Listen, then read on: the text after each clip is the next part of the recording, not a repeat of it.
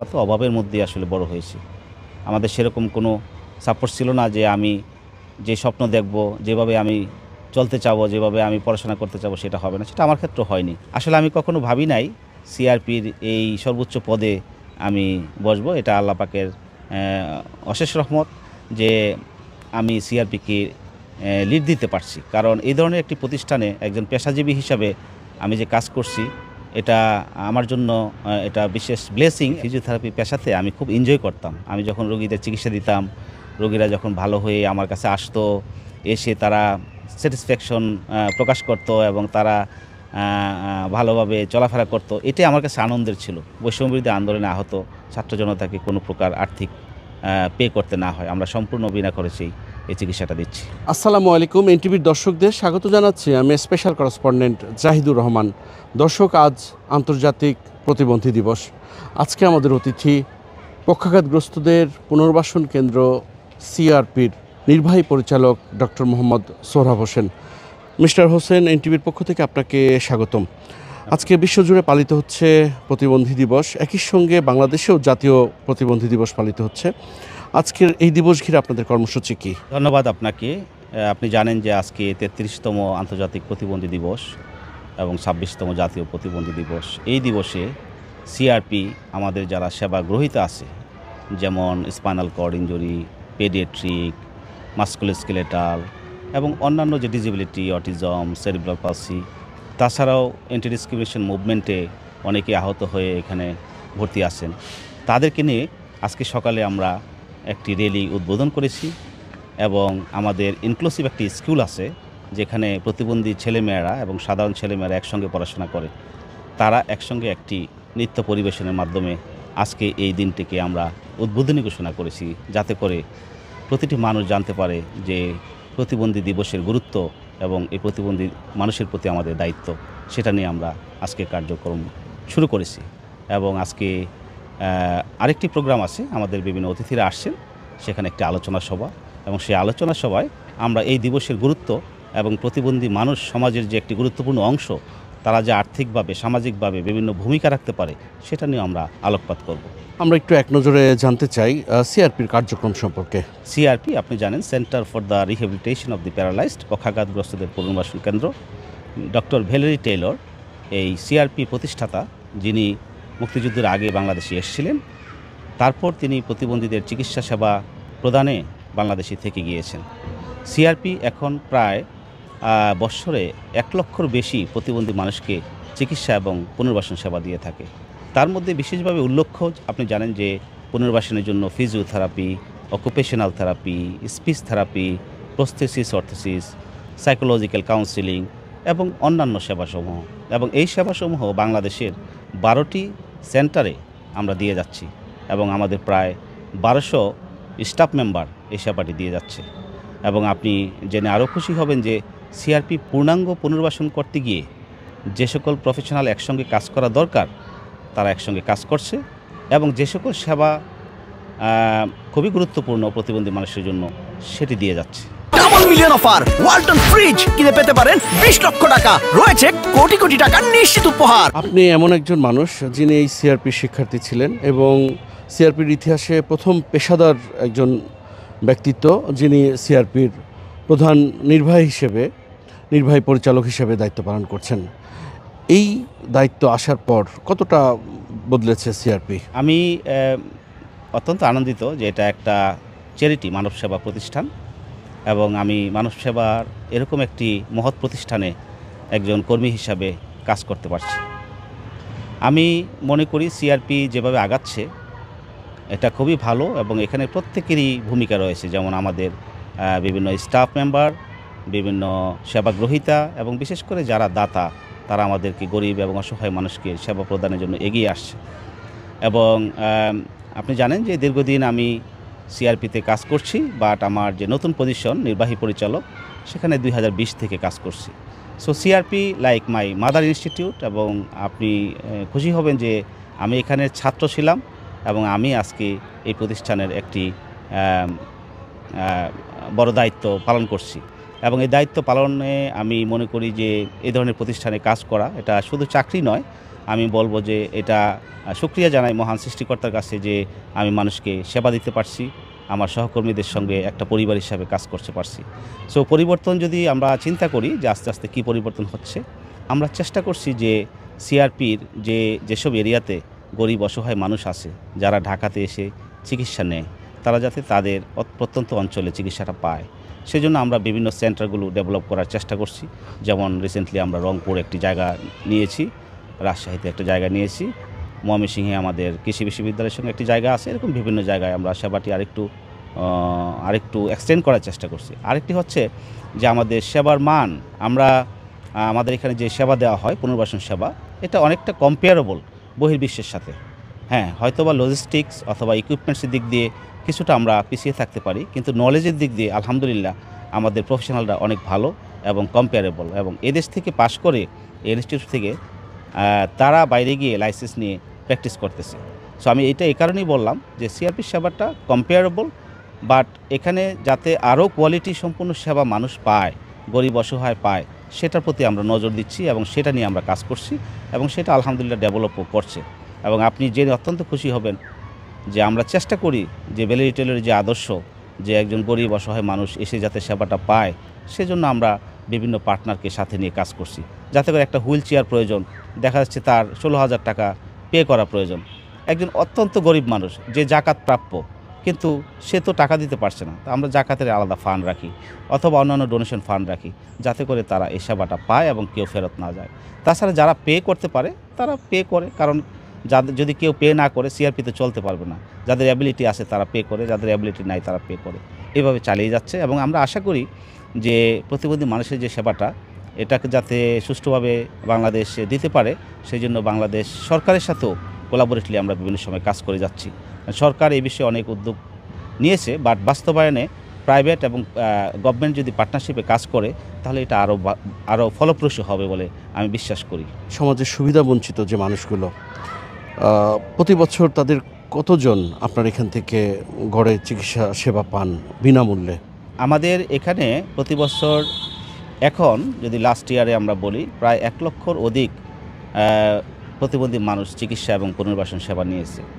এবং যদি আমি জাস্ট একটা অ্যামাউন্টের কথা আপনি বলি, যে আমি গত বছর আমাদের যে অ্যানুয়াল অডিট বা রিপোর্ট হয়, সে অনুযায়ী দেখা গিয়েছে যে আমরা 8 কোটি টাকার অধিক সাবসিডি দিয়েছি, অর্থাৎ গরিব অসহায় মানুষকে সহযোগিতা করেছি চিকিৎসা এবং পুনর্বাসনের জন্য। আমরা জানতে চাইছি সেই সংখ্যাটা কেমন, মানে কতজন মানুষ অন্তত বিনামূল্যে তাদের বিশেষায়িত চিকিৎসাটা নিতে পেরেছে? আপনাকে আগেই বলেছি যে আসলে আমাদের এখানে যে সিস্টেমটা, সেটা হচ্ছে কেউ পার্শিয়ালি পে করে, কেউ সম্পূর্ণ পে করে, কেউ পে করে না।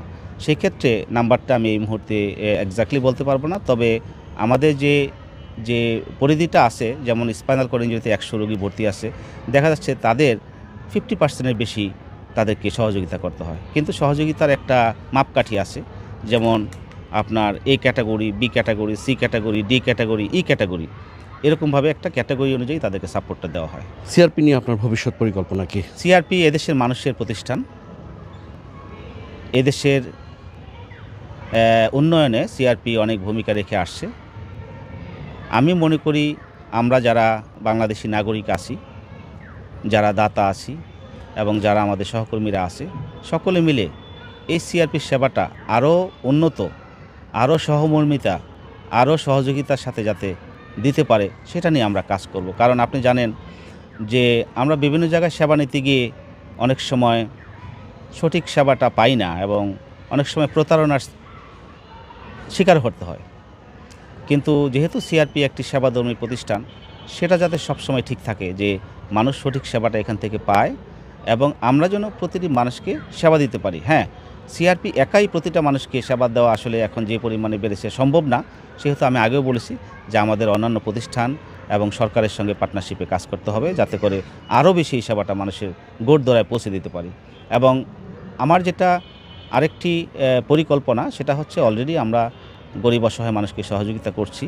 আমাদেরকে আরও ডোনারদেরকে জানাতে হবে যে আরও গরিব এবং অসহায় মানুষ যাতে এসে চিকিৎসাটা এখানে পায়, এটাই আমার পরিকল্পনা। কারণ টাকা হলে আপনি বিভিন্ন জায়গায় চিকিৎসা নিতে পারবেন, আপনি বিভিন্ন শুধু দেশে না বিদেশেও যেতে পারবেন, কিন্তু যাদের টাকার আর্থিক সমস্যা আছে, যাদের পারিবারিক সমস্যা আছে, তারা কিন্তু সেবাটা সব জায়গায় নিতে পারে না। সেজন্যই সিআরপি আমি মনে করি। বৈষম্য বিরোধী ছাত্র আন্দোলনে অনেকেই আপনাদের এখান থেকে চিকিৎসা নিচ্ছেন। এই মুহূর্তে কতজনকে আপনারা চিকিৎসা দিচ্ছেন? বৈষম্য বিরোধী ছাত্র আন্দোলনে আহত ছাত্র জনতা আমাদের এখানে 112 জনের মতো আছেন। তার মধ্যে 48 জন আমাদের ইনপেশেন্টের সেবা নিচ্ছেন। সাভারে সিআরপি মিরপুরে কিছু সংখ্যক আছেন, আর বাকিরা আউট পেশেন্ট হিসাবে তাদের রেগুলার থেরাপি এবং পুনর্বাসন সেবা নিচ্ছেন। তাদের চিকিৎসার মান, খাবার দাবার, যত্ন, এই বিষয়গুলো নিয়ে বর্তমান চিত্রটা কেমন? আমরা পরিকল্পনা করেছি এবং আমরা অলরেডি এটা বাস্তবায়নও করছি।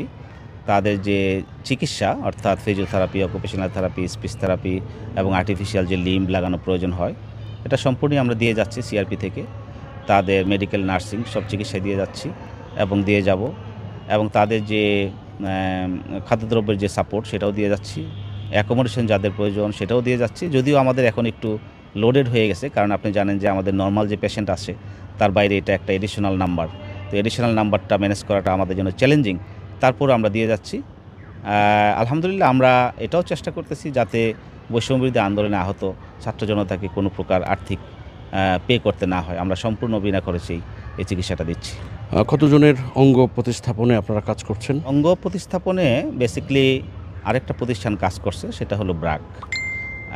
তো আমরা ব্রাকে অধিকাংশ মানুষ অঙ্গ প্রত্যঙ্গ এটা লাগাচ্ছে। তারা এটা চেয়েছিল, আমাদের একটা মিটিং হয়েছিল, সভা হয়েছিল, এবং কিছু সংখ্যক সিআরপিতেও আসছে।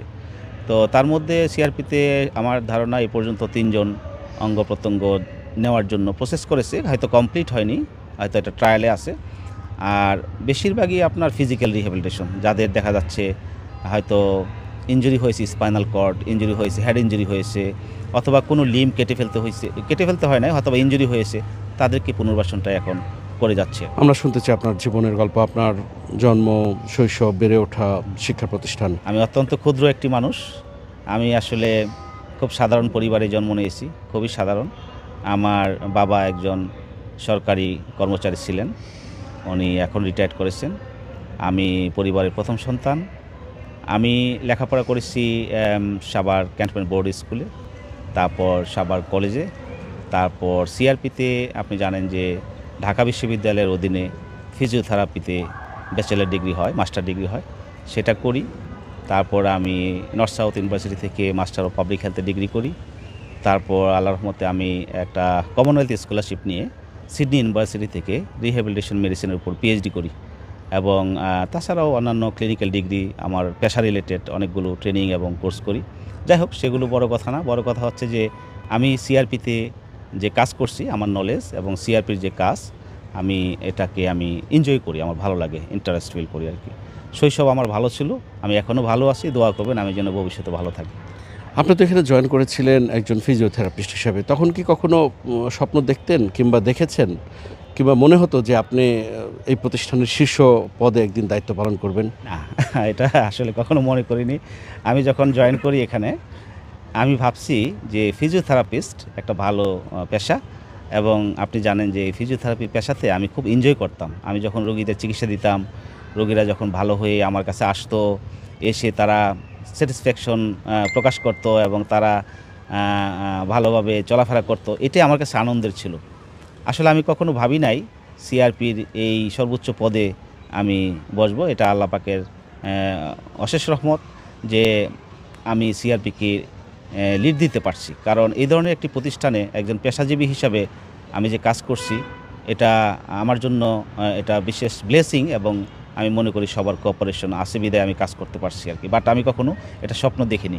আপনার জীবনের সংগ্রামটা কেমন ছিল? আমরা যেহেতু নিম্ন মধ্যবিত্ত পরিবার, আপনারা সবাই জানেন, আমরা তো অভাবের মধ্যেই আসলে বড় হয়েছি। আমাদের সেরকম কোনো সাপোর্ট ছিল না যে আমি যে স্বপ্ন দেখব, যেভাবে আমি চলতে চাবো, যেভাবে আমি পড়াশোনা করতে চাবো, সেটা হবে না। সেটা আমার ক্ষেত্রে হয়নি। অনেক ক্ষেত্রে দেখা যাচ্ছে আমি প্রাইভেট বা ভালো একটা বিশ্ববিদ্যালয়ে পড়তে চাবো, সেটা আমার বাবা সেটা সেই সময়ে সেই আর্থিক সহযোগিতা করতে পারেনি।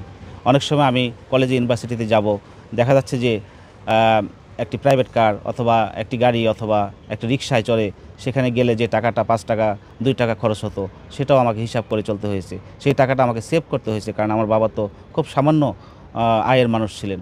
পরিবারের সবাইকেই তাকে বড় করতে হয়েছে অনেক কষ্ট করে। সো আমি কৃতজ্ঞতা জানাই আমার বাবা মার প্রতি, এবং পরিশেষে আমি কৃতজ্ঞতা জানাই আমার যে টিচার্স এবং আমাকে যারা বড় হইতে কাজ করতে সহযোগিতা করছে তাদেরকে। হ্যাঁ, অবশ্যই প্রত্যেকের জীবনেই সংগ্রাম থাকে, ঠিক তেমনি আমার জীবনও ছিল। আমি আগেই বলেছি, আমি অত্যন্ত সাধারণ পরিবারের একজন সন্তান। আমার বাবা নিম্ন মধ্যবিত্ত পরিবারের সন্তান। সেই ক্ষেত্রে আমাকে লেখাপড়া এবং অন্যান্য বিষয়ে অবশ্যই একটু চ্যালেঞ্জ তো ফেস করতেই হয়েছে। তবে আমি চেষ্টা করেছি যখন যেই কাজটা করি সেটা মনোযোগ দিয়ে করতে।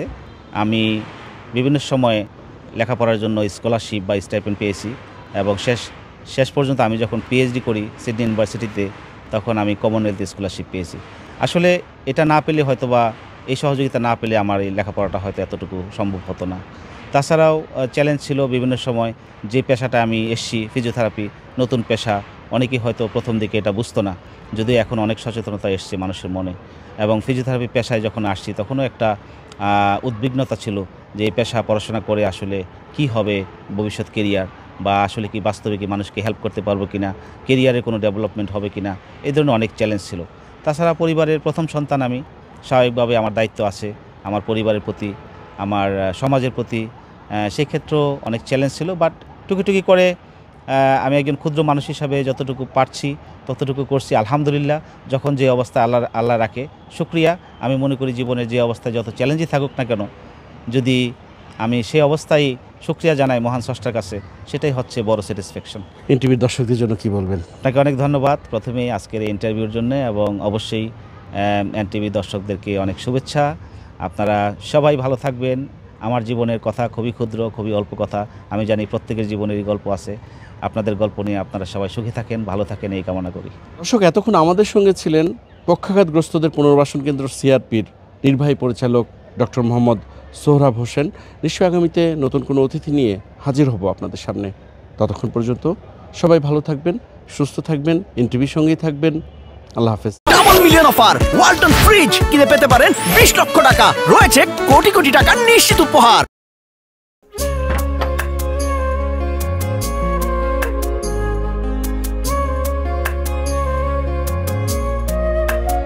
এটা আমাদের ঘর, আমরা দুজন মিলে সবকিছু গোছাবো।